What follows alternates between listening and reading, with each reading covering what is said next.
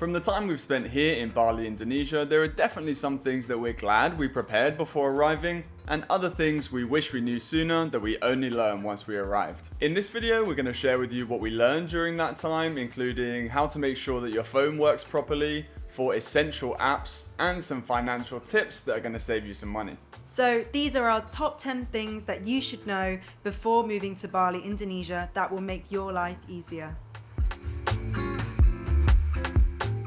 So first, let's talk about your phone. So although Wi-Fi is available freely in lots of places like cafes and restaurants, it's going to be the best idea to get yourself a tourist SIM when you arrive. We personally went with Telkomsel, and I think we found that it's decent price, data and packages are quite cheap too, and the speeds and coverage are pretty good too. You can buy it in the airport, but you will probably pay a bit more of a markup price. Or you can go to an official store like Gopay to get it sorted for you. You can also download the Telkomsel app, which you can check your balance, you can add credit, you can buy your packages there. You can also buy credit in Indomaret, which is a small little store everywhere in Bali, Indonesia. Or you can learn a really cool trick how to top up your balance using an international card, but we'll get into that later. However, there is a catch with the tourist SIM. So what happens after 90 days? Stops working. But here's how to sort that out. So we don't really know any other countries that have this system, but once your SIM card stops working, you can't reactivate it, you can't replace it with another SIM card, and that's because the IMEI number in your phone has been blocked completely. What you've got to do in this situation, you have to register your phone with the IMEI number on the customs website, and you'll get a QR code. So it's really important, and we recommend for you to do it in the airport or within that 5 or so days, because this is something that can't be fixed later. You won't have any other choice after that time. There is a 40% tax rate on your phone registration. The one good thing is there is a $500 tax-free allowance. So that means if your phone is valued at the time, present time, under $500, you can register it for free. But if your phone is worth something like $1,000 or more, then you can pay up to or more than $200 to get it registered. So that's a bit of a fee, something to consider if you're going to stay for longer than 3 months in Bali. So we do have some alternative options for you if you don't want to pay that extra 40% fee. You can obviously buy a local phone here, or you can get a MiFi, which is like a portable hotspot. So that's what we went for. It's this little MiFi. It was around 700,000 rupiah, and it is pretty good. It has got an IMEI number in it, but it is registered, so it won't get affected by the blocking. So now let's talk about money.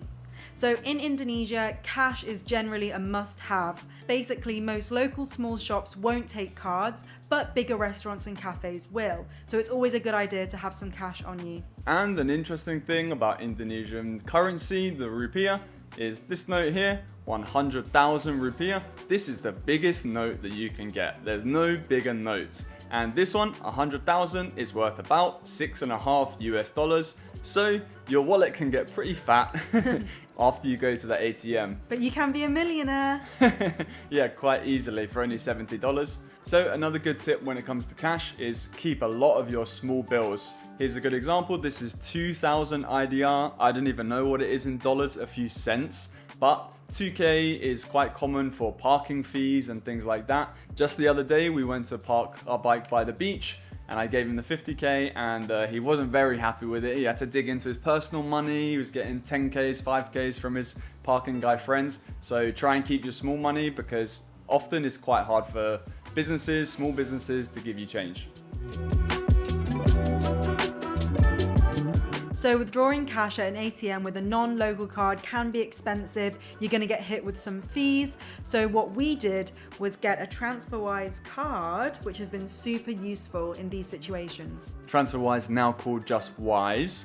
So it's basically a digital multi-currency account, which is really flexible. You can hold lots of different currencies, and the good thing about it is that you can top it up, transfer to this account from your home country account, and then you can access and pay out in local currency. For example, we use this a lot. I pay everything from cafes, restaurants, visa fees, rents, anything that you have to pay in local currency, we can use that card. And it's pretty low on fees, especially compared to using your home country card, where you're going to get things like foreign transaction fees and currency conversion, which still applies to Wise, but I think it's a lot less. And it seems like a cheaper way to do it. And Wise is also the best way we've found to withdraw local currency. As we mentioned before, cash is really important, cash is king. So we use the Wise card to make withdrawals in local ATMs. So we really recommend that for getting local currency.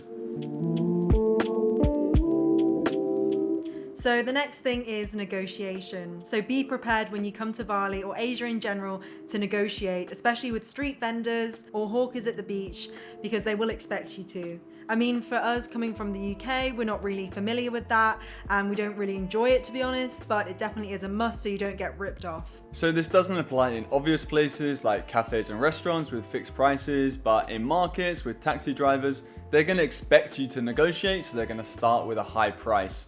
So if you're naive or if you're just really flush with cash, you can go with that first price. But general rule of thumb, I always think go half of what they offer. They're expecting to meet somewhere in the middle, and they will try and take advantage of you if you're not savvy about it. For example, I was in the market for a new shirt in a Canggu market, and before we went in, I said to Emma, I'm not going to pay more than 200k. And I asked him how much, and he said 500k. And I said, I can do 150. And he said 400. And I said 200. He said 300. And I said 200. He said, no. So I said, okay, no. And I started to walk away. And then the guy said, okay, 200.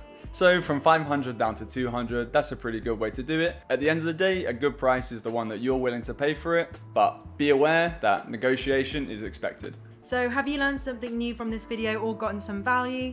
If you have, don't forget to smash that thumbs up button and subscribe for more. So next up, we're going to talk about some essential apps that you have to have on your phone and you should download them before you arrive. Now the first one is Gojek. So it's a bit of a jack of all trades. There's a lot you can do on it, but predominantly it's a transport app similar to Uber, also Grab, which is here in Asia. So it's a really good way to get around. It's generally cheap fares. If you're in the most touristy central areas, it's pretty reliable. You'll always get a good price and you'll find a driver quite easily. Not 100%. There's a few times when I haven't had the bike, but I've wanted to go 5 minutes down the road, but no one wants to accept it. Or if you're a bit more in the middle of nowhere, it might be a bit harder to find a driver, but generally that's a pretty good way to do it. A good place to put this into practice and make benefit of it is in the airport, because the airport taxi drivers, some of the most notoriously overpriced taxis on the island. So if you use Gojek at the airport, although you've got to walk a few minutes out of the arrivals area, you'll get a much better price to take you where you need to go, like your first hotel. Another great thing about Gojek is you can get pretty much anything and everything delivered to you straight away. So it's instant, and you can even get your passports delivered from the immigration office, or basically any food or drinks that you might want. Another tip that we found super useful if you don't want to use Gojek or Grab is getting a reliable driver to take you around places. So we actually found a really great guy called Kadek, and he has a big 7-seater car, and he's taken us all around the island to like Levina, Sanur, Seminyak. We'll leave his details down below if you're interested in contacting him. Having a local and reliable driver is also good, especially when you're traveling around the island with a lot of bags, because sometimes you'll book a Gojek or Grab, and when they arrive and see your bags, they just say, no, won't take you, unless you book a big 7-seater. But having a local driver that you can message, say, I'm coming with this many bags and I'm going here, you can negotiate the price, and that's worked pretty well for us. So the next thing that we recommend is using Gopay. This is a great option if you want to pay for something and they don't take international cards, and it's a great way to also go cashless. So you can use Gopay to pay for lots of things like deliveries, Gojek rides, if you buy something online, and also for phone credit. So there's a good way to set up Gopay using your Wise card that you can fund with international cards. Here's how you do it. If you go on the Wise app, you then go to recipients and add recipient, and you choose e-wallet. And you can choose Gopay as the provider, and for your wallet number, it's your mobile number without the plus. is your local mobile number, that is your wallet number. Then from Wise, you can just transfer from any bank account, you can transfer Indonesian rupiah into that e-wallet. It pops up, says you've got it, and then you can use it for all of those things like on Gojek, even paying bills, we've done with that. So Gopay has been a really good service to make use of. However, there is a limitation with Gopay. If you're a foreigner and you don't have an Indonesian identity card, then you can only transfer up to 2 million IDR. So if you're making a big purchase, keep that in mind, and maybe you just want to transfer in a different way. So next is our favorite app for all you shoppers out there. It's Tokopedia, which is basically an Indonesian version of Amazon. So you can pretty much buy anything on Tokopedia and get it delivered straight to your door. This can include clothes, any food, toiletries, you name it. And there's a few ways you can pay on it. On some products, you can pay cash on delivery. You can also do payment at Circle K. So you order and you have, I think, 24 hours to go to Circle K. You have to pay in cash, you can't pay in card. And therefore, the best way that we recommend is using Gopay, as we detailed above. So it works really well with Tokopedia. This is also really good when it comes to refunds or problems that you might have on Tokopedia. A few times there's been errors or not what I expected in the product, and getting refund is much easier with Gopay. It goes straight back into your account, because otherwise the Tokopedia refunds, they want to go to a local bank account. So if you don't have one of those, basically you can't get your refund and you probably won't get much support about it. Another good thing about using Gopay with Tokopedia is there's loads of really great deals. For example, sometimes you can get free delivery when you pay by Gopay, and the best thing is cashback. Sometimes when you pay Gopay, they'll give you a percentage cashback in Gopay coins. And when you just do your normal shopping on Tokopedia, sometimes I've got some of my cheaper products for free just by using the Gopay coins to pay. So that's quite a sweet deal. And that often offsets the cost of what it costs to use Wise to put money into Gopay. That cashback kind of makes it saving money. So in every country, they seem to have their preferred messaging app. So in the UK, people usually use maybe Facebook Messenger or iMessage if you have an iPhone. And in Vietnam, it was Zalo or Yalo. And in Indonesia, Bali, it is WhatsApp. So here in Bali, you can use WhatsApp for almost everything, including messaging with businesses about opening times, booking tables in restaurants, even talking with your driver. If you have a private driver, WhatsApp is definitely the way to go about it. It's also great because WhatsApp, like most of these messaging apps, you don't need to have data. It does work off Wi-Fi. Plus, with WhatsApp, you can use your international number to receive calls only using Wi-Fi or data, so you don't always need to have phone credit, which is another good thing about using WhatsApp. So this next one is more of a service rather than an app, and it is travel insurance. So it's always a good idea to have insurance, especially medical insurance and also travel insurance. And of course, there are lots of medical facilities around Bali and Indonesia in general, but that could be quite costly. Right, so SafetyWing kind of works like a subscription service. You got your Netflix, you got your everything else, and you got SafetyWing too. So it's a rolling monthly subscription. At the moment, it costs around $45. But as far as we can tell, it's pretty good comprehensive cover, including travel insurance for when you're taking flights with baggage and stuff like that, although it doesn't cover personal contents insurance like cameras and things.